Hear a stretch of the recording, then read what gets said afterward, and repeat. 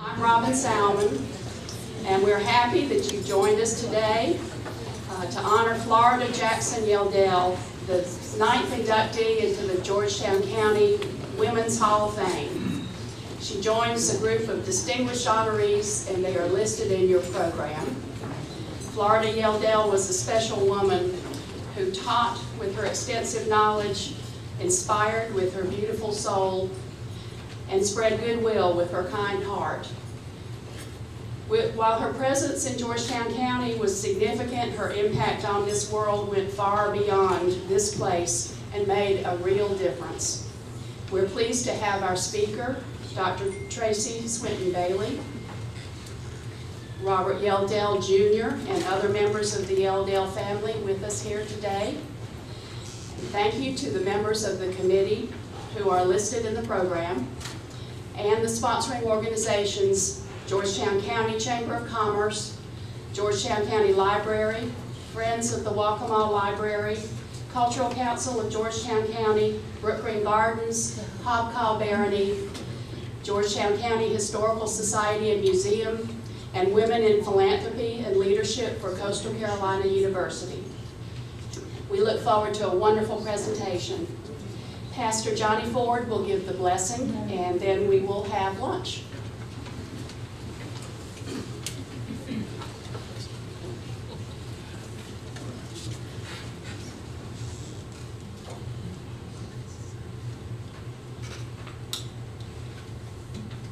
If you would pray with me. Let us pray. God our Father, the God of all blessings, and the source of all life, the giver of all grace. Father, we come as we give thanks for the pleasure of gathering us together for this occasion. We thank you, Father, for the gift of giving as we come to honor those who have followed the path of exalting others for the greater good. It is written, it is good to give thanks, O Father. And we come to say thank you.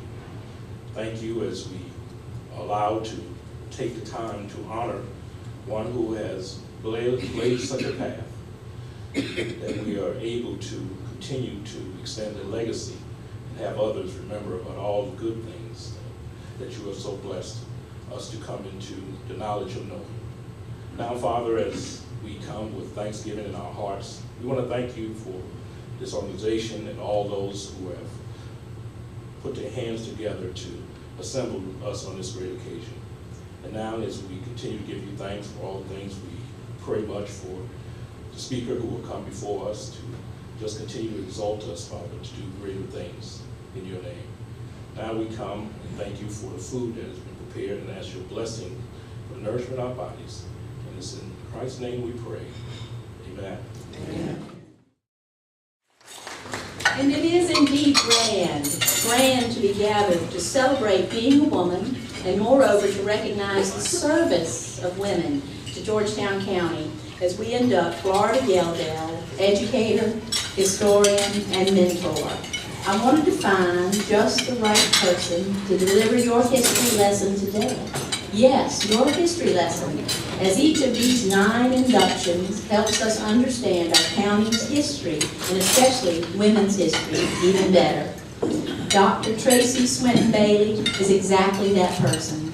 Our guest speaker today is a Georgetown native, and of course, personally and professionally knew Florida Yeldell. Tracy attended South Carolina's Governor's School senior year in high school. She graduated from the College of Charleston with a BA in English. She earned a master's in education from Coastal Carolina University. And in 2013, she earned a PhD from the University of South Carolina, specializing in language and literacy. And in 2013 and 2014, where was she? Dr. Tracy Bailey completed a year-long fellowship at Harvard University. After teaching in high school, particularly in rural communities, Dr. Bailey became an education consultant for urban school districts, and then founded and serves as the executive director for Freedom Readers. And this literacy program for kindergarten through 5th grade after-school students inspires reading skills for those students in low-income communities, providing tutoring, one-on-one reading in a high-energy learning environment. Freedom Readers develops confidence, self-respect, and a sense of educational potential. And I think of Florida Yelldale, as you'll learn through Dr. Bailey, those shared educational goals of the Freedom Readers, the goals of so much of Dr. Bailey's work, as well as Florida's, depended on these things: to read regularly, to read a wide variety of books, to be informed, to escape to other worlds, to be adventurous, and to understand others, and then to inspire lives. It's what women do so well. Help me welcome Dr. Tracy Bailey.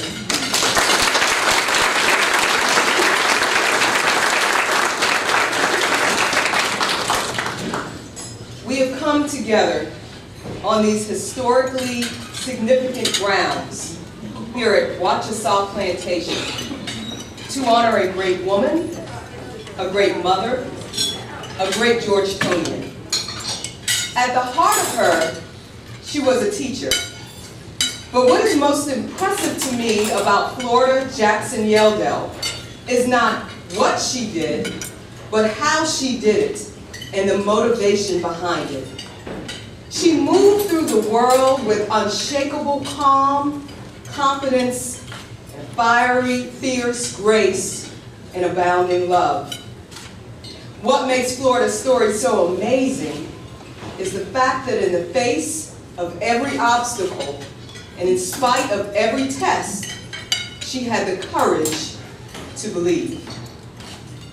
I can imagine her as a little girl in Georgetown in the 1920s, reaching for her parents' hands, running with her sisters, spending time with the books and magazines her father brought home after delivering the mail.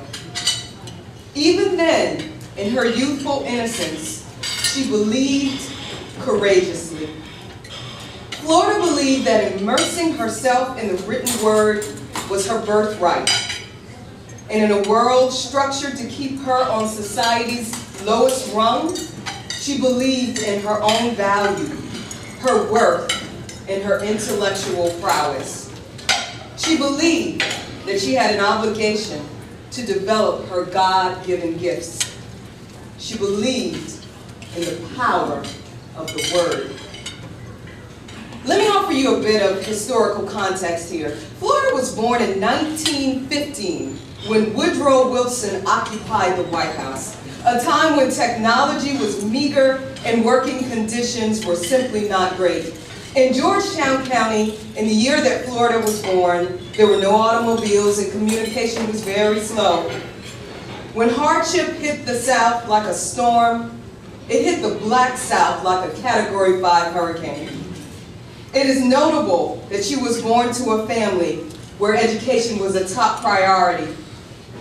It is notable that her father was hired as one of the first black letter carriers in Georgetown, because all around young Florida, African Americans were leaving the South in search of a greater freedom. As Pulitzer Prize-winning journalist Isabel Wilkinson chronicles in her book, The Warmth of Other Suns, Southern blacks fled to northern cities like Chicago, Detroit, and New York in order to escape oppression. This is a direct quote from The Warmth of Other Suns. They traveled deep into far-flung regions of their own country, and in some cases clear across the continent.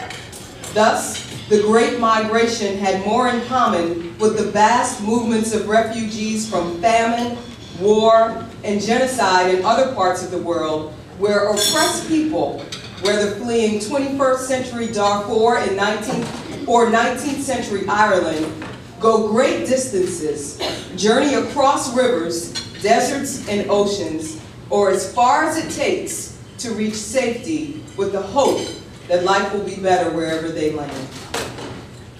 Conditions for blacks in Georgetown County deteriorated significantly after Reconstruction ended. Though through both legal and extra-legal means, blacks were disenfranchised and their full citizenship revoked or never realized.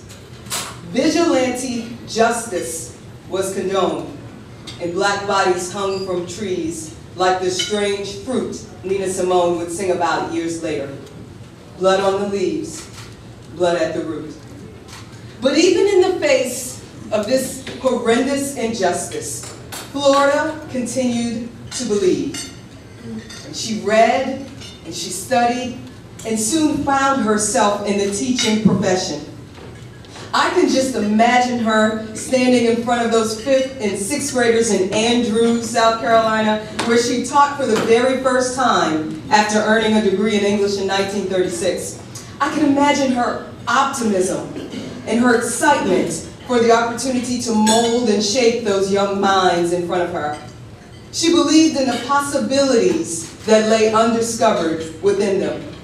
She believed that her words and her actions would make a difference, despite the harsh realities that waited for her students just outside the door. And she didn't have the best resources at her fingertips either. She had to teach from books that were tattered, torn, and discarded by white children. These were the days long before integration, where inferior facilities for blacks was a state mandate. None of this caused Florida to bow her head.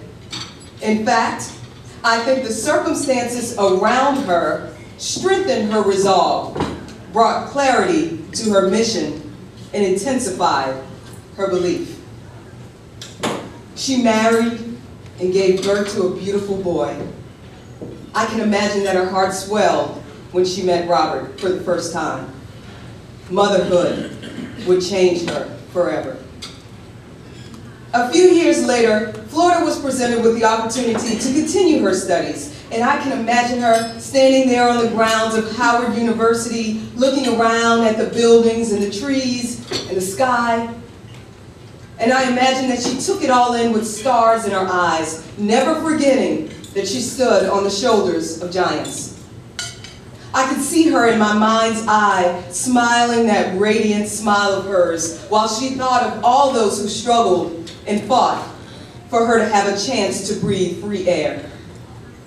As she embarked on that road toward her master's degree in history, I know she spent long moments thinking of her father and his own thirst for knowledge.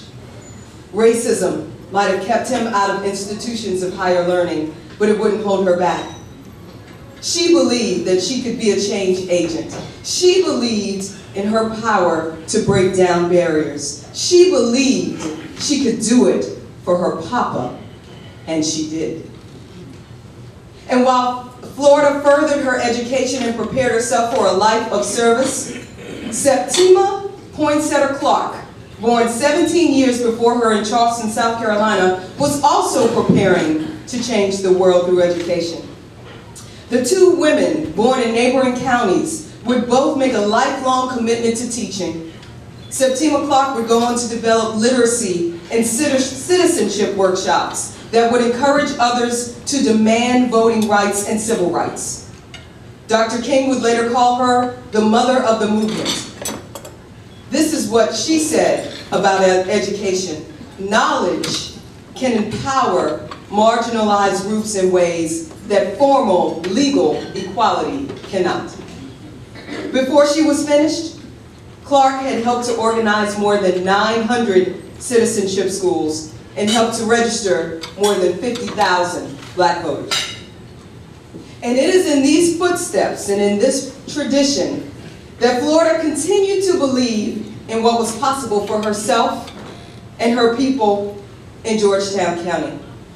Throughout her life, she kept her eyes on the prize. She pressed toward the mark, teaching and learning at colleges and universities in Washington, D.C., Texas, and New York.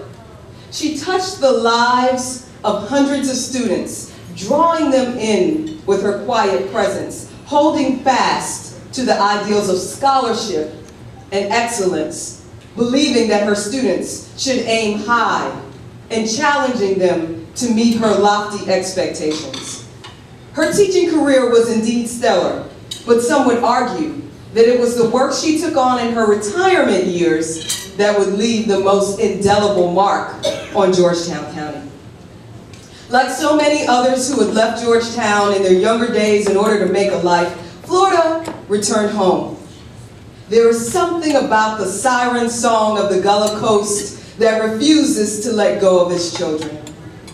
She returned home in 1988, believing, maybe more strongly than she had in her entire life, that Georgetown County could live up to its potential. I can imagine her standing there on the grounds of Brook Green Gardens, taking in the sculptures, and the sky, and the old mossy trees. While some would question her decision to become one of the only African-American docents there, she blocked out those voices. And instead, she turned her ear to the sound of the ancestors who had been enslaved on the property. She believed that they offered words of peace and forgiveness. And she heard those women who could read, teaching their children how to read, although it was against the law. She believed that their sacrifice called her to a higher responsibility. She believed that she could help set the record straight. And here we sit today on Wachasaw Plantation, looking out over the Waccamaw River, located just a few miles away from Brook Green. If you Google this place, the first things you will read about are archaeological digs, Native Americans, and a sweeping sense of historical charm. Notably absent from these descriptions, written to entice folks with deep pockets to settle here, is any significant mention of the enslaved Africans who engaged in the backbreaking work to create this place, in the unbearable heat, who toiled without pay and were treated cruelly, whose children were bought and sold, whose wives were violated, whose husbands were treated like children. They were humans too, and each one had a unique story that has been silenced by our ignorance. But despite the dark days of yesteryear and our unwillingness sometimes to speak of them, we sit on this soil on March 14th, 2019, to honor Florida Jackson Yeldell, a proud African-American woman who devoted her life to honoring those enslaved here. In so doing, we celebrate her mothers and her mothers' mothers, and I can think of no better tribute to such a significant life. When I began my remarks, I said that Florida was being honored for a significant reason, that she had the courage to believe. I'd like to revise that, if I may. Florida is remembered so fondly because not only did she have the courage to believe, but she had the courage to hope. And there is a very important distinction between the two. To believe is to count something as true without necessarily having proof or empirical evidence. To hope, though, is to want something to happen. You see, Florida had a strong commitment to the truth, to the facts of history. I saw that clearly when I watched videos of the African American history of Georgetown County classes she and Mr. David Drayton taught for the OSHA Lifelong Learning Institute at CCU. Even when a student argued with her over the facts of the history she presented because they didn't like what they heard, she was firm. And beyond the facts, I think Florida continued to teach and believe until her final days with us because she had a heart flooded with hope. Florida hoped that the goodness in our hearts would win out. She hoped that one day we would understand that there is power in our togetherness.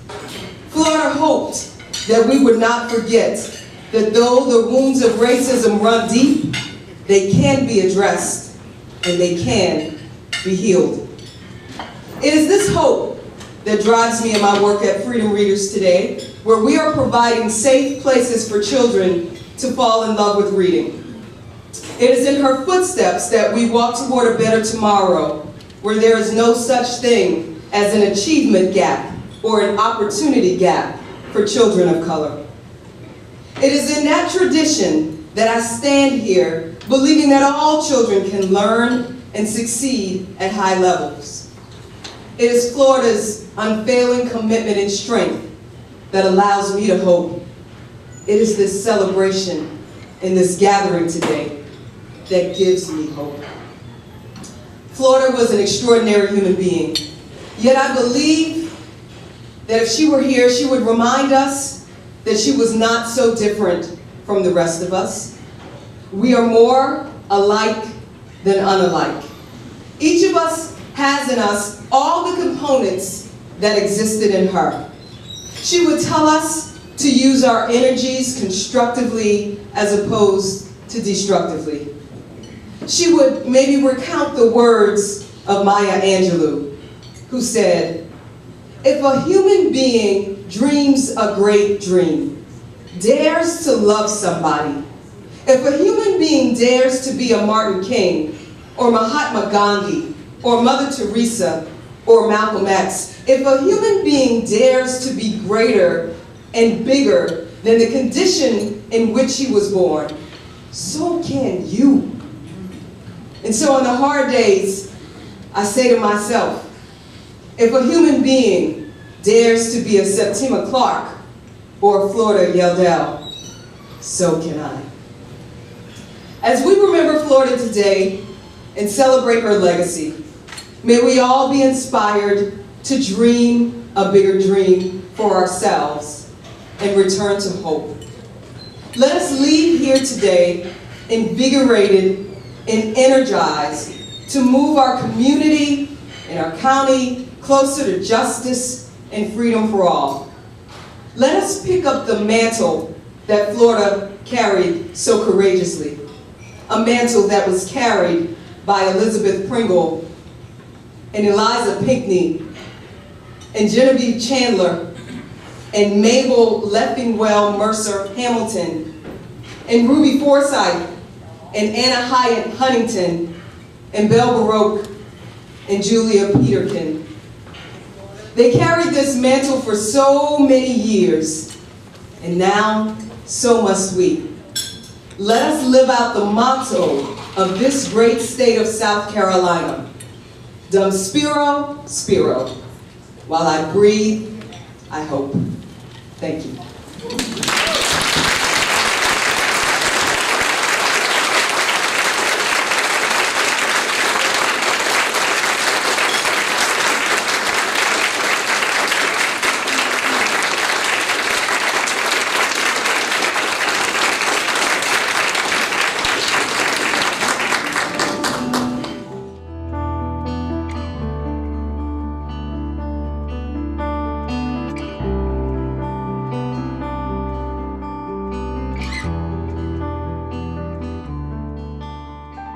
I was born in Georgetown, South Carolina, January the 2nd, 1915, on Wood Street. My father was a letter carrier. My mother, at that time, was a homemaker. I'm the oldest of 4 girls that my mother had. When the 4 girls were still quite young, they and their father faced a daunting loss. He was very active in what was then the Building and Loan Association that Negro men had organized in Georgetown. And I remember among them was Mr. J.B. Brockington and I.J. McCartry. I remember those two. And they had an office on Front Street upstairs over what was then the Crawley store on the corner of Front and King. And the night that my mother died, I remember I was always very easily awakened. I was awakened by this noise, and I woke up, and my grandmother was crying, and what's the matter? What's the matter? And I heard her say to the doctor, "She gone yet, Doc?" And I don't know what the doctor said, but then she asked the same question again, and he must have said yes, and oh, she just burst out. Well, then the noise was so much, it awakened all of us, and they got us up and dressed us. And 3 o'clock in the morning, my father left the house with the 4 of us. I was 9, Ghana was 8, Hilda was 7, and Zelda was 5. 2 little girls on either side of him walking down the street, and went to the office. And I remember climbing the steps because the entrance was in the back, and going up there. And again, I always enjoyed going there with Papa because you would sit around, and while he was working, I was typewriting, and I realized now there was nothing but banging on the typewriters and looking at everything that, was there. And Papa himself was crying, and he went there and started working, and we were just, I don't know, not in the way, because he did not consider us in the way, but I've often thought that that was his way of expressing his extreme futility. What was he going to do with 4 girls? Florida excelled at school. She attended Morris College, Howard University, and New York University, pursuing her love of history.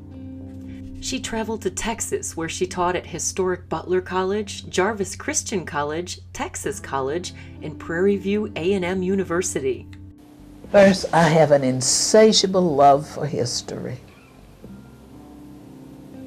I have never wanted administration. I have wanted only to teach history.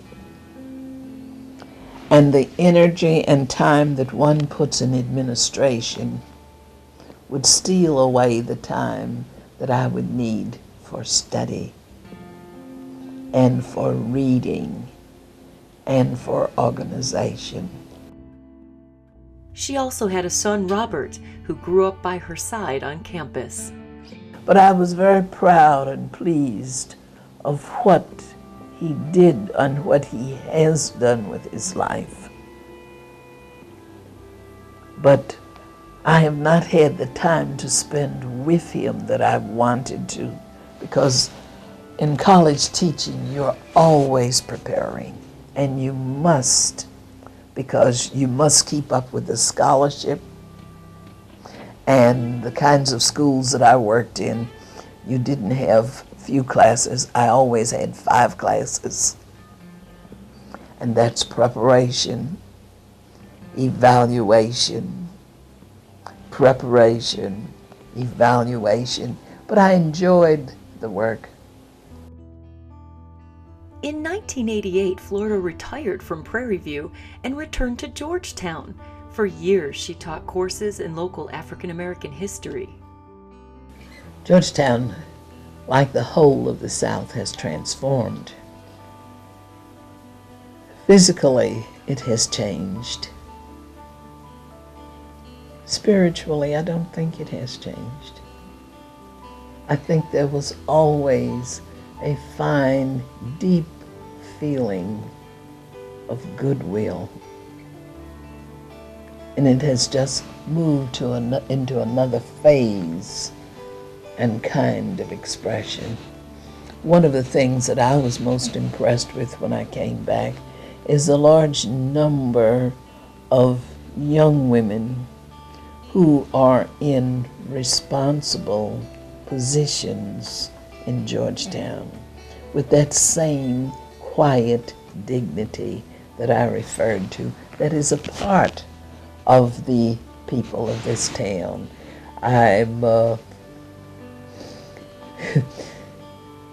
Oh, and when I look at them, I'm just as proud as I can be. I look at Carletha Rudolph in the library. I look at Miss Button on the school board. I look at Alma White. I look at Beulah White. I look at Lily Jean Johnson. Florida also found time to reflect on life itself. The only thing is that life is continuous unfoldment. I've watched people, I've been associated with people, I've seen how they overcome the challenges in their lives. And in each instant, when something happens and you think the end has come, it's like going up the steps. And you just move from phase to phase and stage to stage of continuous unfoldment. We are moved in accordance with the divine plan. I firmly believe that. And there is no death.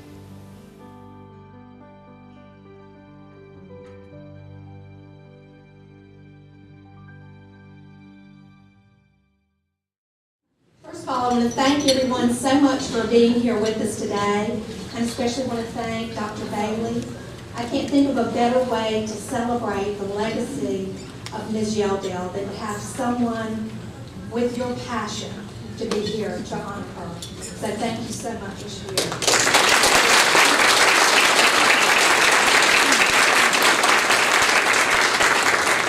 And Mr. Yeldale, I'd like to have you stand and be recognized as well. He came in from close to Atlanta to be with us today.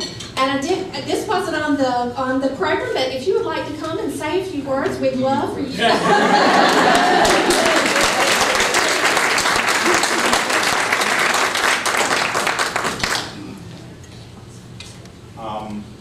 Wow, what could I say after that? First off, I'm a grandson. So I grew the beard so I look like my father again. But I really just want to thank you all. I think the biggest thing that I've had a thrill out of coming to this was to see, you grow up with someone or you have a member of your family, it's very personal and very internal, that's your grandma, and you make a trip to go see them. And I was expressing to someone earlier, it's kind of like going to your mom's retirement. And you all of a sudden you realize all the people that they work with and that they're a real person. And that they have interactions and they have influences. And it really raises, your understanding and your appreciation for the time that you had spent with them, because you get the broader picture of what that person has done with their life. You always respected and you always loved them. But to see that fulfillment through others is really very special. And I thank you all very much for sharing your lives with her, because I'm sure that's how then she reflected that back to her family. So thank you very much for what you've done today and for the time that you spent with her and the memory that you're going to keep going through this award. So thank you all very much.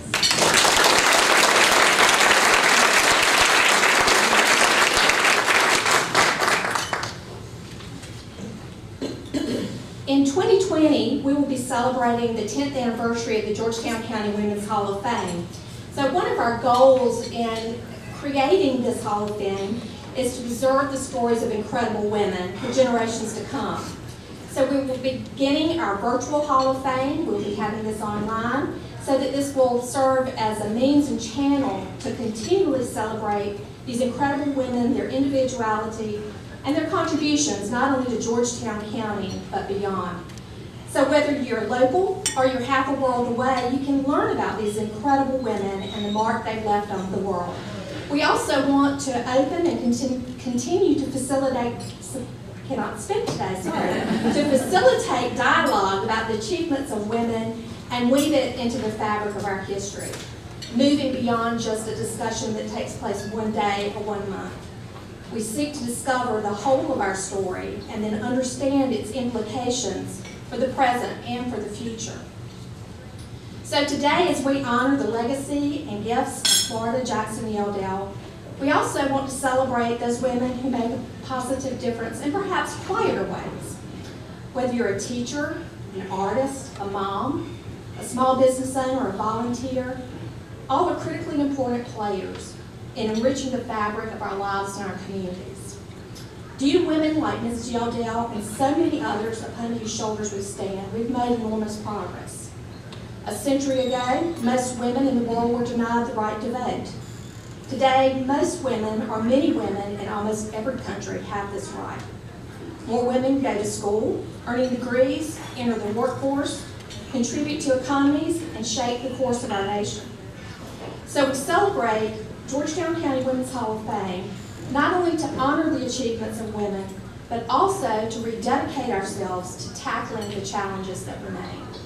So thank you so much again for being with us today. Thank you so much, Tracy. Thank you, Mr. Yelldale. And for all of those who participated in the program and for our committee, the folks at Watch Us All, the chamber staff, we appreciate it, and we will look forward to being back with you again to honor another incredible Georgetown County woman next year. So thank you so much.